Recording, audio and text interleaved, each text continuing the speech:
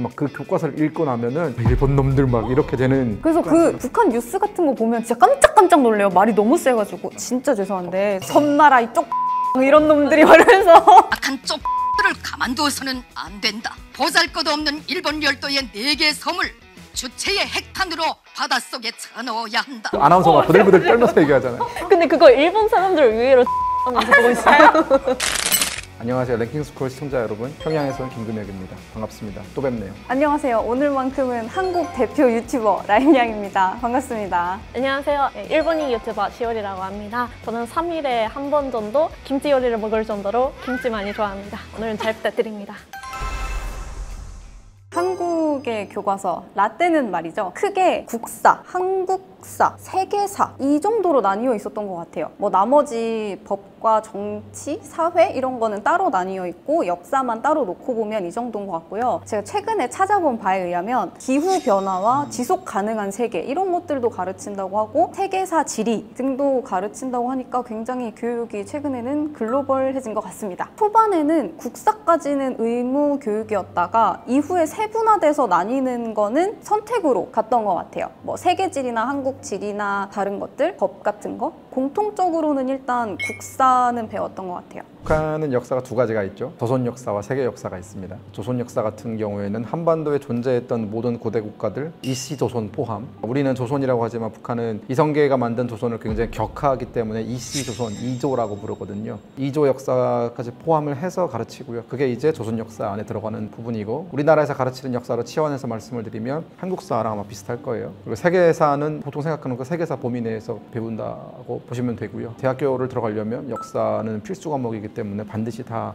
외워야 되는 과목입니다. 우리 한반도에 존재했던 조선이라는 나라가 두 개 있었잖아요. 고조선과 이씨조선이 있었는데, 북한은 고조선은 아무래도 그 왕검성의 위치를 평양이라고 보기 때문에 고조선은 사실 우리가 연구할 수 있는 사료나 그렇게 많지 않아요. 실질적으로 존재했는지도 잘 모르겠는 국가인데도 북한은 실질적으로 존재했다고 믿고 있고, 수많은 유적지들을 왜곡하면서까지도 이제 그 흔적이 남아있다라고 이제 가르치거든요. 그러다 보니까 그 고조선을 굉장히 정통성을 부여하는 편이고, 이씨조선에 대해서는 굉장히 폄하를 하는 편이죠. 정확히 명칭은 조선민주주의인민공화국이고, 그 조선은 고조선에서 따왔습니다.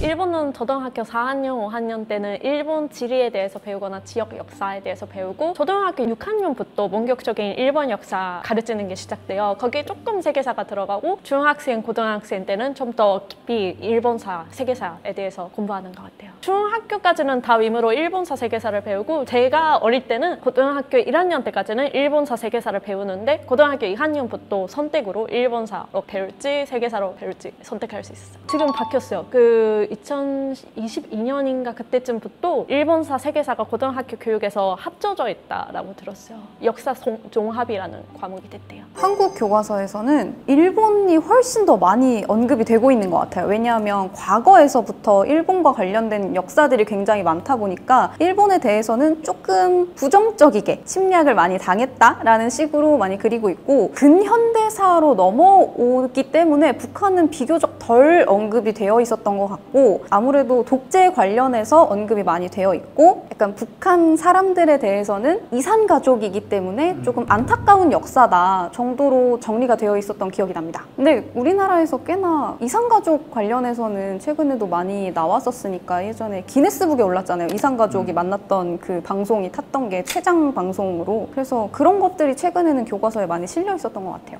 저도 13년도에 수능을 봤는데, 그때 제가 수능 볼 때도 보니까 우리 한국사에서 북한 관련된 부분은 그렇게 많지는 않더라고요. 저는 그게 항상 문제다라고 생각했었는데, 적을 알아야 이기죠. 잘 안 가르치더라라는 생각이 들어서 앞으로 뭐 좀 바뀐다고 해요. 통일부에서도 이제 통일 교육 과정을 초등학교 때부터 반영한다라는 논의가 지금 진행 중이어서 아마 변화가 있을 것 같습니다.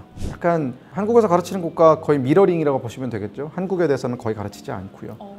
특히나 한국은 발전되고 이제 모든 면에서 북한에 따라잡을 수 없는 수준이다 보니까 가르치는 것이 무의미하고, 오히려 잘못 가르쳤을 경우에는 북한 사람들에게 한국에 대한 환상 같은 걸 심어줄 수 있기 때문에 아예 언급을 안 하는 편이고요. 과거에는 했었어요. 90년대 말까지만 하더라도 썩어병든 자본주의 사회라든가 아주 사소한 예시를 굉장히 극단적으로 부풀려서 얘기하는 그런 경향이 있었는데, 지금은 그마저도 안 하고 있고요. 이제는 아예 단절 국가로 가고 있기 때문에 언급 자체를 안 하고 있는 게 사실이고, 하지만 일본에 대해서는 상당히 이제 비중이 많이 있고, 일본 일본 역사에 대해서도 가르치는 편이고 뭐 야마토 왕정 시대 때부터 시작해서 막부 시대라든가 막부 시대 이후에 메이지 유신이라든가 이런 것들을 다 가르치는 편이고요. 그리고 나서 특히나 그 한반도의 근현대사 관련해서는 우리가 아무래도 일본으로부터 강점을 당했던 시기가 있기 때문에 그 부분에 대해서는 김일성의 그 혁명 역사가 이제 연결되는 부분이잖아요. 일본의 강점이 있었기 때문에 강점기 속에서 김일성이라는 사람이 그 일제를 물리치고 독립했다라는 그 스토리가 이어져야 되기 때문에 굉장히 그 부분을 디테일하게 하지만 상당히 왜곡되게 가르칩니다. 약간 서운하다. 한국은 어렸을 때 북한에 대해서 배운 거는 우리의 소원은 통일밖에 없었거든요. 통일 관련 포스터, 무슨 표어 이런 것만 하고 북한 사람들한테 편지 쓰기 이런 거 하고 그랬는데 어렸을 때 저희는 탱크 몰고 내려가는 그런 거 적화 통일만이 북한에서 용인하는 통일 방식이기 때문에 오히려 탱크를 그리고 이제 남한으로 쳐들어가는 그런 것들을 많이 하죠. 근데 지금은 그것조차 사라졌고 지금은 아예 단절 국가이기 때문에 통일 자체를 말하지 않는 그렇죠. 거네요. 통일 자체에 대해서 이제는 아예 김정은 스스로가 통일은 이제 안 한다라고 얘기를 했기 때문에 별개로 지내자고 북한은 주장을 하고 있는 거고 우리는 이제 뭐 그게 니네 마음대로 되냐라고 하는 거죠. 그렇죠. 그러니까 객관적으로 봤을 때 일단 일본이 36년의 시간 동안 우리나라를 강제 점거한 것 자체가 나쁜 사실이지만 그것에 더해서 김일성의 그 여러 가지 업적을 과대포장해두는 입장에서는 더 이제 극단적으로 묘사를 하고 일제와 김일성 간에 있었던 뭐 전투라든가 뭐 여러 가지 마찰이라든가 이런 것들에 대해서는 상당히 큰 폭으로 이제 할애를 해서 집중 조명하는데 그에 관해서 가장 덜 조명받는 것이 김구 선생이라든가 우리 상해 임정이라든가 윤봉길 의사라든가 이런 사람들에 대해서는 사실상 한 문장 정도를 언급하고 넘어가는 수준? 항상 나오는 말이 있어요. 김구라든가 뭐 안중근이라든가 이런 독립의사들이 북한은 독립의사란 말을 쓰지 않고 애국열사 이런 말을 쓰는데 그런 사람들이 결국 실패한 것은 위대한 슈령 김일성을 만나지 못했기 때문이다 라고 귀결이 되거든요. 기승전. 그래서 처음에 한국에 왔을 때 이제 역사를 다시 공부하면서 가장 혼란스러웠던 그 부분이 그 근현대사였어요. 독립운동사를 다시 공부하면서 어디까지가 구라고 어디까지가 사실인 거야 이건 도대체 굉장히 헷갈리더라고요. 일단 북한은 현재 점거하고 있는 영토가 이제 개경 이북 지역이잖아요. 그러다 보니까 고려 시대를 굉장히 조명을 많이 해요. 개경이 아무래도 고려의 수도였고 그러다 보니까 이제 개경이라든가 고구려라든가 발해라든가 이런 북쪽 지역에 존재했던 국가들에 대해서는 상당히 정통성을 부여하는 편인데 남쪽 지역에 존재했던 신라라든가 백제라든가 혹은 조선이라든가 이런 나라들에 대해서는 굉장히 격하거든요. 특히나 북한이 가장 싫어하는 게 신라고. 왜요? 김유신 때문에 고구려가 망했다라고 생각을 하는 거예요. 나당 연합군을 끌어들인 게 김유신이고 김춘추와 김유신 때문에 우리나라 영토가 이렇게 줄어들었다라고 교육을 해요. 그리고 우리나라 한 민족사에서 가장 처음으로 외세를 끌어들인 어떤 장본인이다라고 하면서 또 그걸 또 대한민국 정부를 비판하는 것과 연결시키거든요. 우리가 이제 주한미군과 함께 뭐 하는 것과 결부시켜서 김유신의 핏줄들이 어디 안 간다 뭐 이런 거죠. 그리고 나서 조선 같은 경우에는 멀쩡하던 고려를 이성계라는 어떤 그 변방의 장수가 본인의 권력력을 채우기 위해서 무너뜨렸다. 김씨 왕조 입장에서는 누군가 왕조의 반대를 해서 반란을 일으키는 그 그림으로 이어지는 걸 굉장히 경계해요. 그러다 보니까 이성계의 그 역성혁명에 대해서 그것은 혁명이 아니라 반란이고 또 똑같은 논리인데 위화도 회군을 했잖아요. 그러니까 우리가 요동을 회복하려고 가다가 돌아선 건데 그때 가장 적절한 기회였다. 만주를 차지할 수 있는. 근데 이성계 때문에 만주를 잃어버렸다. 영구적으로 왼수다. 뭐 이렇게 표현을 하거든요. 북한 입장에서는 이제 두고두고 그걸 천추의 한이다 라고 표현을 하고 그리고 또 이성계가 이제 나라를 세우면서 왕씨들을 다 잡아 죽이고 고려의 잔재를 다 치워버렸잖아요. 그런 것들도 역시 이제 역사의 단절로 이어졌다라고 하면서 상당히 비판적으로 보는 편이고요. 그래서 우리가 함흥차사라는 말이 있잖아요. 김일성이 생전에 함흥을 잘 가지 않았어요. 왜냐하면 그쪽 함경북도는 배신자들이 많이 나오는 곳이다라는 인식을 가지고 있었기 때문에 그래서 안 갔습니다. 제가 어떤 거를 언급되어 있는지 오늘은 교과서를 갖고 왔는데 이거는 중학교 일본 역사 교과서고 일본의 중학교에서 50% 이상이 이 책을 써요. 근데 여기서 나오는 중요한 키워드를 제가 몇 가지 오늘 적어서 왔어요. 나오는 게 맥간 전투, 도레인, 히데요시의 조선 침략, 그리고 조선 통신사, 청일 전쟁, 식민지화, 강화도 조약, 한일 기본 조약 이렇게 또 한반도 역사랑 한국에 대해서는 그런 식으로 나오는 경우가 많고 북한에 대해서는 콜드워, 냉전부터 시작해가지고 그 흐름에서 6.25가 터지기 전에 북한이랑 한국이 나눠졌다 이런 식으로 나오는 것 같아요. 북한에 대한 비율은 완전히 적고 한국이나 뭐 한반도 역사가 더 많은 것 같아요. 일본인 납치 문제도 얘기를 해요. 북한이 일본인들을 납치하는 그 역사 수업에서 얼핏 들어봤는데 중요한 키워드를 아직도 나올지는 저도 모르겠어요.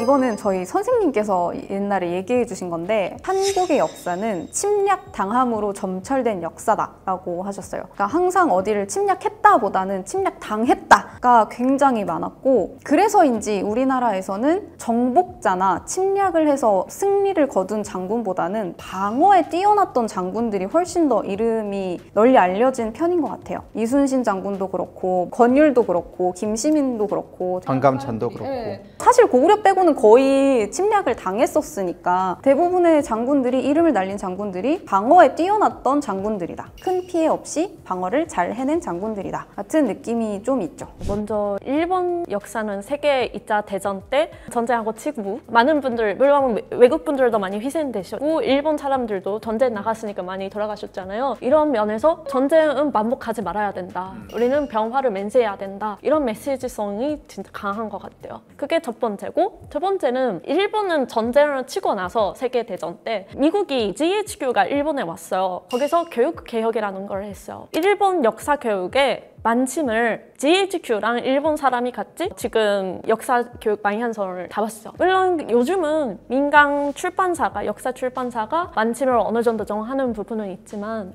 미국 영향도 꽤 많이 받은 것 같아요, 역사 교육은. 헌법도 미국이 만들어준 데 영향을 미쳤습니다. 현재 일본이 사용하고 있는 평화헌법 역시 미국이 영향을 미쳤기 때문에 아마 현재 일본의 교육과정 전체가 다 그때 당시 일본을 점령하고 있던 미 군정의 영향을 많이 받았을 거라고 추측이 됩니다, 사실은.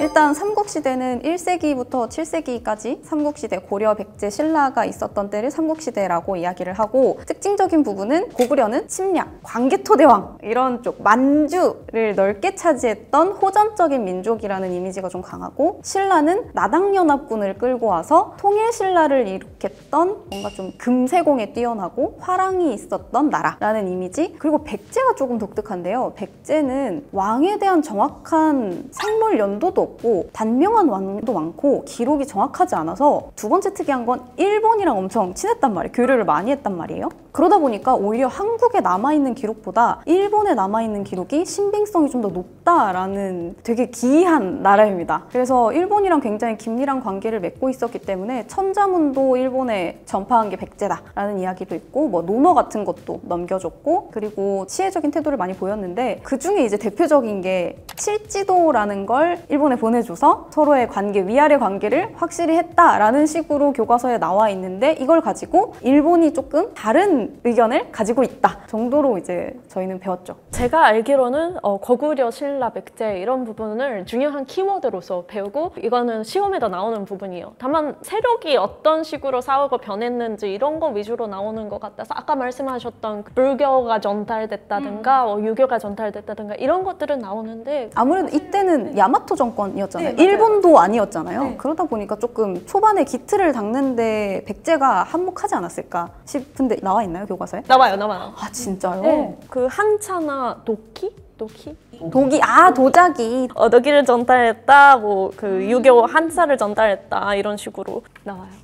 지도예요, 그거. 칠지도 칼, 이렇게 삐죽삐죽 이렇게 나와 있는 칼인데 모르겠어요. 자료집이라는 게 따로 있거든요. 그거에 나올 수는 있는데 이렇게 생겼어요. 있을 수도 있고 없을 수도 있고 모르겠어요. 이거에 대해서 배운 적은 없어요. 기억이 안 나요. 근데 그렇게 중요하지는 않아요, 그게. 우리 역사에서 되게 중요한데. 중요하게 엄청 중요하게 배우는데. 그 설은 옛날에는 일본 역사 교과서에서 언급된 적이 있다고 하는데 요즘은 연구자들이 그거 많이 부정해가지고 많이 안 나온대요. 고구려 짱짱짱, 고구려 킹왕짱 뭐 이런 느낌이 제일 강하고요. 신라 나쁜 놈들. 그렇죠. 뭐 화랑 이런 거 전혀 안 가르치고 아, 진짜요? 신라에 대해서는 굉장히 축소해서 가르쳐요. 그러다 보니까 제가 한국에 왔을 때 가장 공부를 많이 했던 게 신라 관련된 역사였어요. 통일신라 관련된 역사도 되게 많이 공부를 했었고 북한은 신라를 통일신라라고 부르지 않고 신라, 후기신라라고 부르거든요. 한국 통일이 된 이후의 신라를 후기신라라고 부르고 그리고 그 뒤에 생겨난 백제를 후백제라고 부르고 이제 전백제 백제는 그냥 백제라고 부르고 그러니까 백제와 신라가 어떻게 생겨났는지에 대한 어떤 그 기원에 대한 그 전설이 있잖아요. 주몽의 아들인 온조가 내려서 세운 게 백제고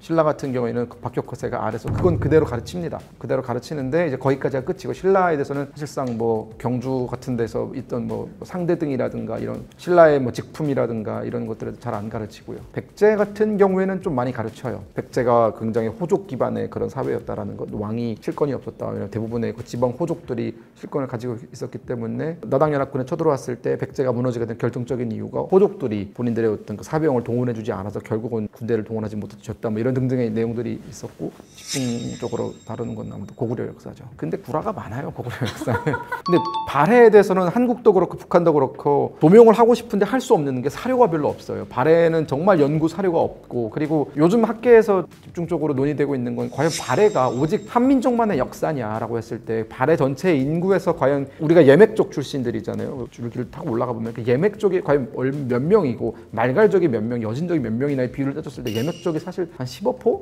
거의 관리급만 예맥족이었고 나머지 인구의 대부분은 다 말갈족이나 뭐 여진족이었을 가능성이 크기 때문에 과연 우리의 온전한 역사라고 보긴 좀 어렵지 않나라는 생각이 있고, 북한도 아마 그렇게 보는 것 같아요. 그러니까 대저용까지는 가르치는데 대저용 이후에 어떤 식으로 발해가 해동성국으로서 위치를 차지했는지에 대해서는 잘 가르치지 않는 편이고, 오직 고구려 몰빵, 그 다음에 고려. 북한은 고려를 굉장히 중요하게 생각해요. 뭐 이게 뒤에 나오겠지만 북한이 우리나라랑 통일 문제 논의할 때 내세웠던 국호가 고려민주연방공화국이었어요. 통일된 이후에 한반도는 고려민주연방공화국으로 하자. 우리나라 당시 노태우 대통령이 왜 굳이 고려를 그렇게 고집하시냐라고 물어봤더니 고려가 우리 역사에 존재했던 첫 유일한 통일 국가였다. 그러니까 이제 그 뒤를 이어서 우리도 이제 고려라고 하자. 뭐 이런 황당한 얘기를 했었죠. 근데 지금도 북한은 고려라는 명칭을 굉장히 애정하죠.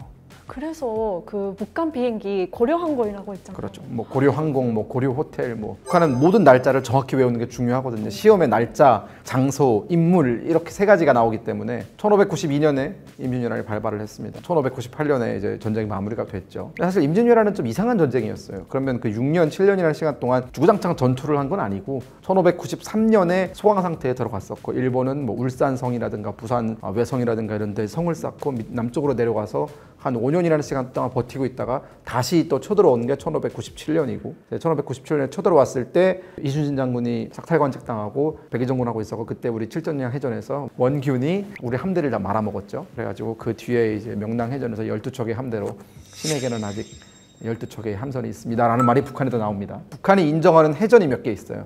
명랑해전 인정하고요. 북한은 그걸 명랑대첩이라고 부르고요. 우리가 그 임진왜란과의 전투에서 대첩을 이제 뭐 행주대첩도 뭐 전주대첩 이렇게 부르잖아요. 북한은 행주대첩 인정 안 하고 전주대첩 인정 안 해요. 근데 이제 명랑대첩 인정을 합니다. 한산도 대첩 인정, 한산대첩 인정하고, 북한은 임진왜란을 가르칠 때 선조 무능한 놈, 뭐 조선 다 무능한 관리들 얘기 막 하면서 가장 중점적으로 두는 건 이순신 플러스 농민들이 들고 일어났던 의병들의 활동을 되게 많이 가르치고, 북한이 가르치는 내용 중에 가장 중요한 의병은 홍의장군 곽재우에 대해서 영화도 있어요. 그러면 3대 대첩이 정확하게 뭐예요? 귀주대첩, 북한은 그걸 구주라고 부르거든요. 구주대첩, 그리고 살수대첩, 그리고 명량, 이제 세 가지를 3대 대첩이라고 부릅니다. 부유한 장군은 곽재우랑 이순신 장군? 곽재우랑 이순신, 그리고 이제 뭐 사명당 이런 승병장들이 있어요. 승병장들 뭐 이런 사람들. 한국에서 중점적인 건 일단 3대 대첩이 다르죠. 한산도 대첩이랑 진주 대첩, 행주 대첩 이렇게 대첩 3개가 있고요. 그리고 아무래도 이순신 장군은 공통적으로 이제 굉장히 뛰어난 장군이고, 김시민 목사가 활약했던 진주 대첩, 진주성에서 굉장히 수성을 잘했던 인물인데요. 이때 심리전을 굉장히 일본이랑 열심히 했대요. 그래서 김시민 목사가 꽹과리, 피리 이런 거를 일본군 뒤에 가가지고 피리 같은 것도 불고 무슨 막 횃불 같은 걸 막 들고 뛰어다니고 그랬대요. 그랬더니 일본에서는 머리를 풀어헤치고 뿔 달린 가면을 쓰고 칼을 들고 막 이렇게 돌아다녔다는 거죠, 밤에. 그래서 이렇게 해가지고 김시민 목사가 굉장히 수성을 잘해서 진주 대첩을 승리로 이끌었다. 근데 이때 이제 김시민 장군이 죽었는데 이 당시의 패배가 일본군한테 너무나 충격적이어서 목쿠소라고 불렀대요. 김시민이라는 이름을 기억하지 못하고 김시민 목사였기 때문에 목쿠소라고 불렀는데, 이 목쿠소가 일본에 넘어가서 어떤 요괴 같은 게 됐대요.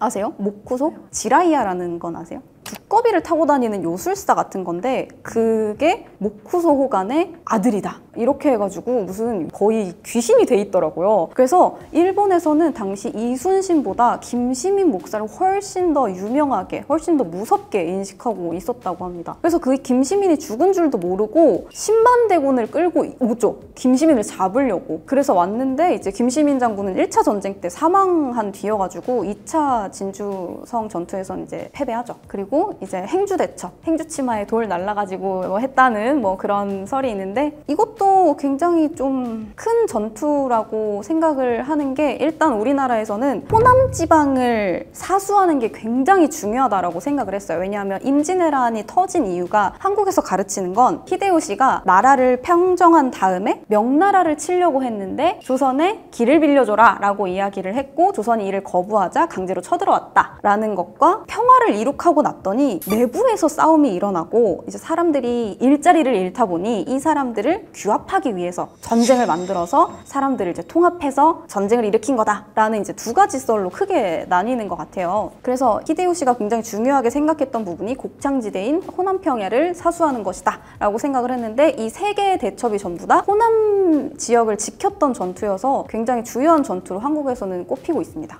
임진왜란에 대해서 일본에서 어떻게 배우냐면 일본은 뭐라고 불러요? 일단 외란은 우리 표현인 것 같고 임진라는 표현을 쓸 때도 있긴 한데 일본에서는 케이초노에키, 붕에이노에키라는 표현을 써요. 이게 뭐냐면 케이초라는 게 그 당시 시대를 가리키는 거고 붕에이라는 것도 그때 또 그 두 번 싸웠잖아요. 그래서 그때 당시 그 시대 그 시대에 일어난 전쟁이다라고 표현하는 네네네. 거예요. 임진처럼 일본의 연호를 썼던 거죠. 네, 맞아요. 일본에서 히데요시가 조선 침략을 하려고 조선에 진출을 했다. 그리고 두 번 진출했는데 뭐 거기서 몇만 군을 보냈고 몇만 명 희생됐고 이런 뭐 흐름만 딱딱 배우고 그냥 그치고 이순신 장군에 대해서는 많이 언급은 안 나오고 조금 옆에 작은 글자로 적혀 있는 정도? 그러겠죠. 아무래도 패했는데 밉게 했죠, 이순신이. 밉다는 감정까지는 별로 없고 일본 사람들은 왜냐면 흐름만 딱딱 배우는 뿐이라서 아무 감정도 별로 없는 게 사실이고 거북선 사진은 일본 교과서에 나와요. 그럼 뭐 3대 대첩이나 이런 큰 전투에 대해서도 안 배워요? 그래서 저도 그거를 잘 몰랐어요. 오늘 처음 알아요. 되게 우리나라는 재밌게 배우는데. 우리가 이긴 거니까. 그러니까 이게 너무 재밌거든요.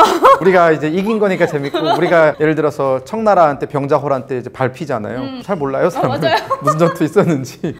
그런 것도 있잖아요. 한산도 대첩 때 이순신 장군이 한산도 앞에 견내량에서 이제 승리를 했는데 그때 일본군 중에 와카자키 야스하루인가? 그런 장군이 있대요. 근데 그 장군이 최고 지휘관인데 이 사람이 이순신한테 쫓겨가지고 섬에 이제 갇혀서 13일 동안 미역만 먹고 버틴 거야. 그래가지고 겨우겨우 구출이 돼가지고 갔는데 그 사람의 가문에서는 한산도 대첩에 벌어졌던 7월 8일마다 맨날 미역을 먹는데요. 그러니까 그 와카자키가 미역을 먹으면서 이 치욕을 잊지 않겠다. 당시 본인은 일본에서 제일 잘 나가는 해적 출신이었어요. 굉장히 해군술에 능한 사람이었는데 이순신한테 탈탈 털리고 나서 내가 이 치욕을 잊지 않고 내가 반드시 복수하리라고 하면서 이제 미역을 뜯어먹다가 결국 일본군이 구출을 와가지고 돌아간 그런. 근데 김해 특산물이 미역이기 때문에 맛있었을 거예요. 저 위문교육 안에서는 안 배웠어요. 저는 처음 들어봤어요. 아 진짜요? 근데 우리나라에선 되게 유명한 일본 장군들도 많이 배우잖아요. 고니시. 고니시도 그렇고. 심지어 고니시 장군은 천주교도였어요. 그 사람이 들고 다니던 부대 마크가 십자가 마크였어요. 우리 이런 것도 알고 있는. 고니시랑 가토. 파토 기요마사. 초면이에요? 아 처음 들어요? 저는 영화를 봤으니까 조금 들어봤는데 제가 고등학교에서 일본사를 전공 안 해봐서 그런 건지 모르겠는데 적어도 중학교, 초등학교 때는 못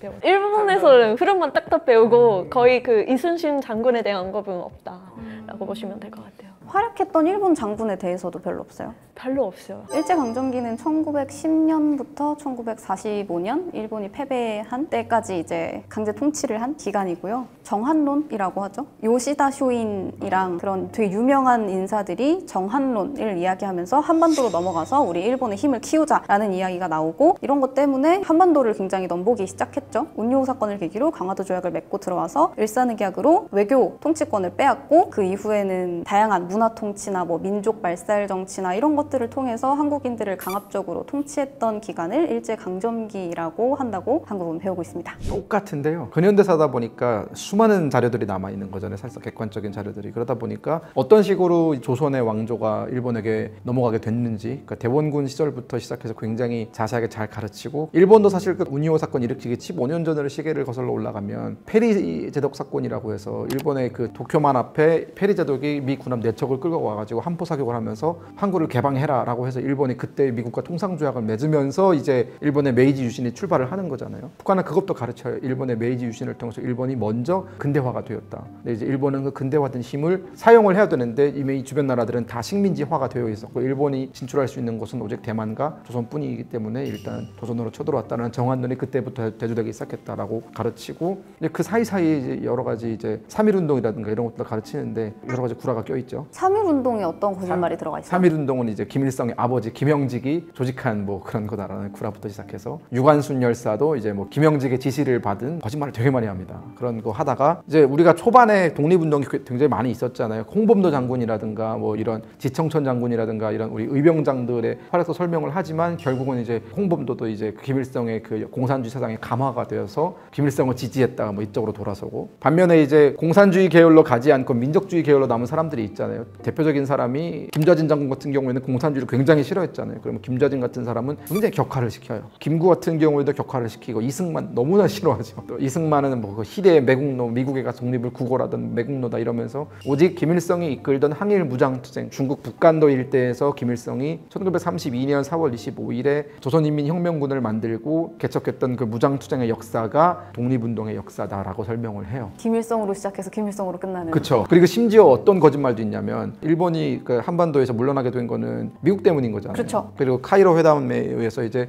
조선의 독립이 결정됐고 그런 건 하나도 안 가르쳐요. 안 가르치고 이제 국내 진공 작전이라는 희대의 거짓말을 하는 거죠. 김일성이 이끌었던 이제 항일인민 유격대가 소련군과 함께 국내로 쳐들어가서 일본군을 무찔렀다. 지금 생각나는 게 제가 그 선생님한테 물어봤어요. 그때 조선인민혁명군이 몇 명쯤일까? 그 선생님이 한 대충 한 4,000명 되지 않을까 이러는 거예요. 그래서 근데 그때 관동군이 100만 명인데 4,000명으로 관동군을 어떻게 이겨? 그냥 그렇게 믿어.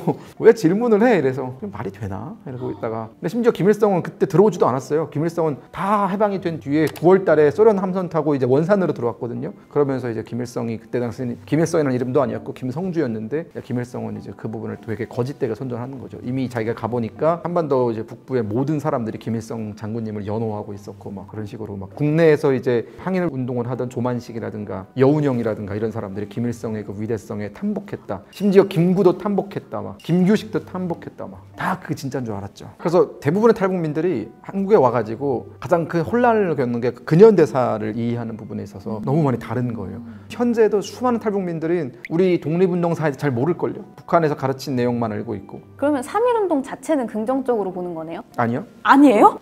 시작은 긍정적으로 보는데 결국 위대한 수령을 만나지 못해 실패했다. 모든 결론은 김일성을 만나지 못해 실패했다. 일제 간접기를 일본에서는 한국 분들 입장에서는 좀 기분 나쁜 표현일 수는 있는데 한국 병합이라고 배워요. 그리고 뭐 그 한국어를 식민지화했다라는 식으로 배우는데 일본어를 간제했다. 한국 이름을 못 쓰게 했다. 또 간제적으로 일본 때문에 일을 하게 된 분들이 있었다. 그런 부분에 대해서 부름이 나오는 것 같아요. 한일만큼은 아무래도 길지는 않겠죠. 그래도 어느 정도는 있는 것 같긴 해요. 긍정적? 전혀 긍정적이진 않아요?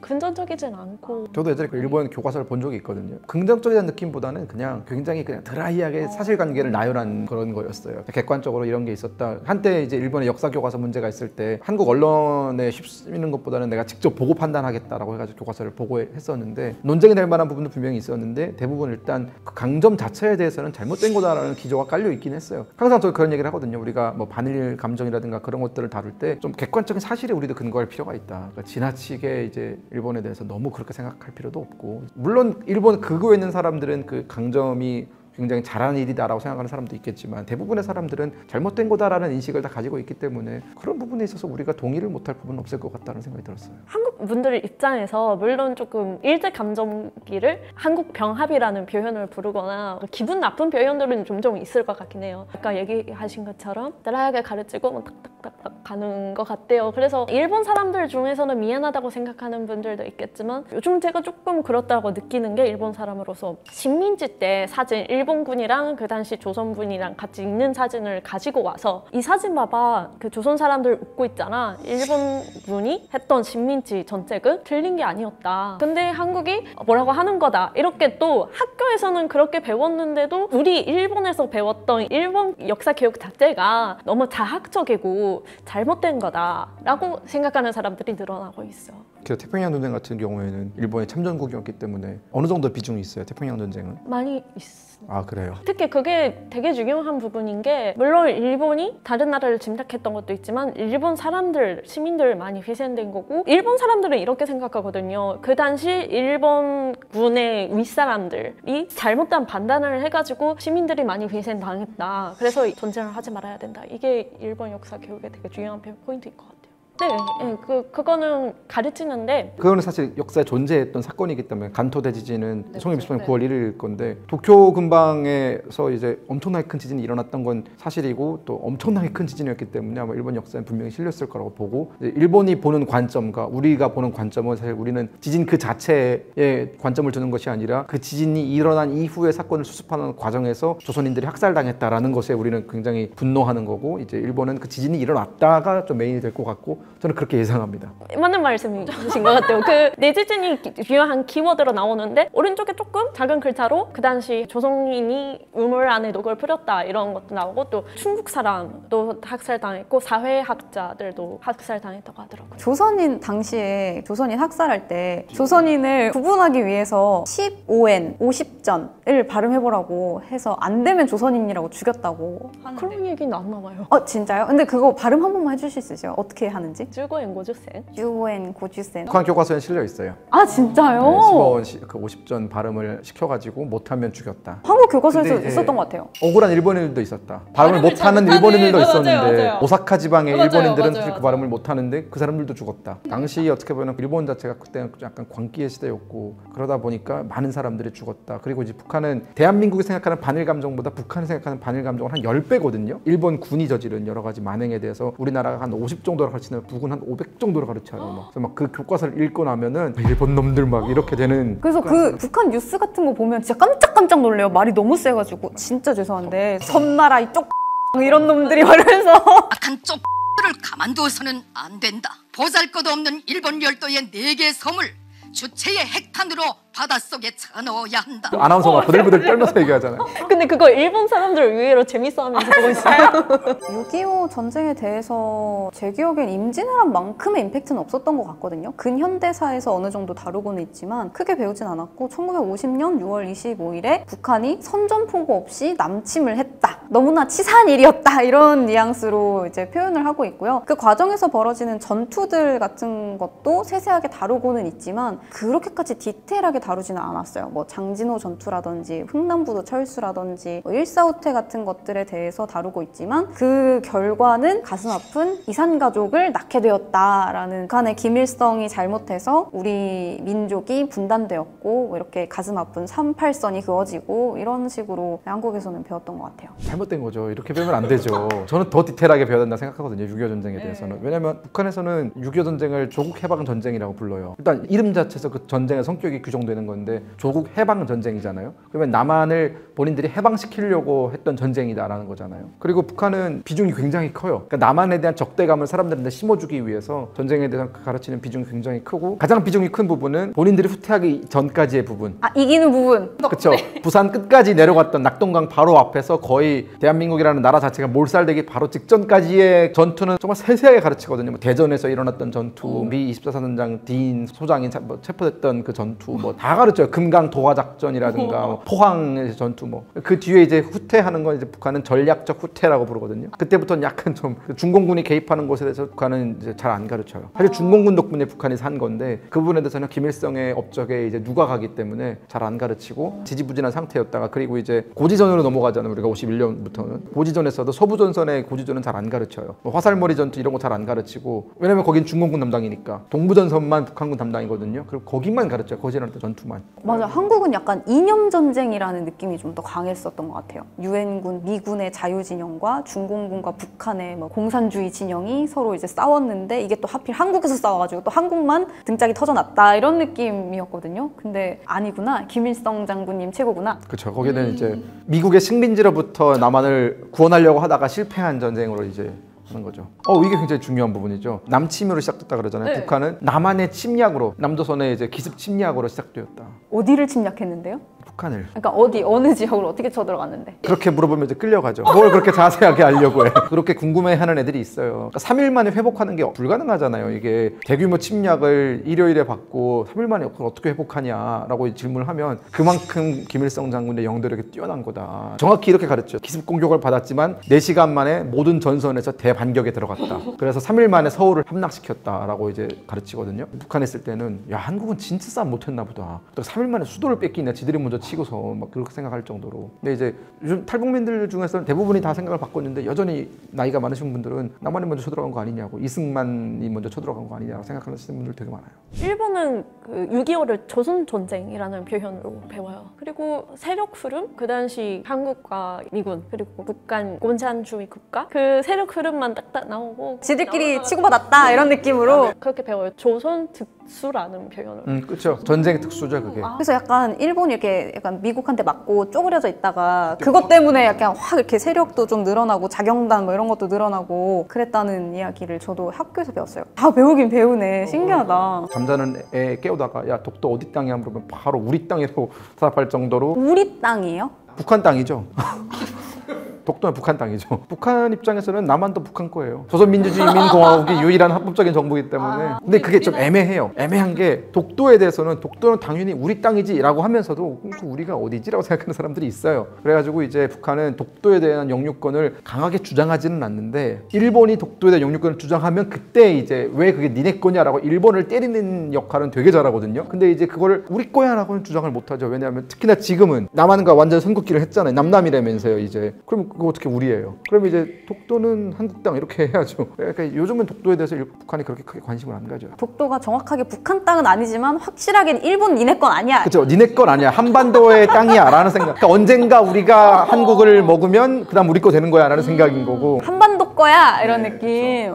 일본에서는 이거는 제 개인적인 의견이 아니라 일본 교육 안에서 이렇게 가르친다는 건데 시마네현라는 그 지역에 소속되어 있는 땅이다. 시마네 거다라고 생각해요. 다케시마의 날도 있잖아요. 그래서 네네 있긴 있어요. 근데 그런 거는 중요한 게 교과서에서는 안 가르치고 제가 어렸을 때는 거의 독도에 대한 기술이 별로 없었어요. 근데 요새는 우리도 애국 교육을 해야 된다 해서 독도에 대한 물량이 옛날보다는 조금 늘어난 것 같다는 생각이 들었어요. 근데 다만 여기서 한국 분들도 좀 이거는 아셨으면 하는 부분이 일본은 영토 분쟁이라고 하나요? 이런 거 한국과 일본만 있는 게 아니고 일본 입장에서는 러시아도 있고 중국에는 사할린 섬도 있고.